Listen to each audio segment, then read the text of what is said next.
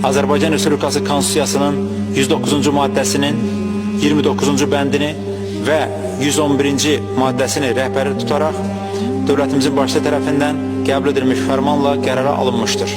Birincisi, Azərbaycan Respublikasının Silahlı Qüvvələrinin Azərbaycan Respublikasının Dağlıq Qarabağ bölgəsini və ətraf rayonlarını işğal etməsi, Azərbaycan Respublikasına qarşı silahlı hücumlar etməsi və mütəbadi hərbi təxribatlar törətməsi ilə əlaqədar 2020-ci il 28 sentyabr saat 00-dan Azərbaycan Respublikasının bütün ərazisində hərbi vəziyyət elan edilsin. 2.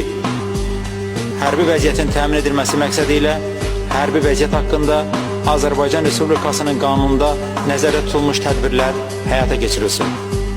3.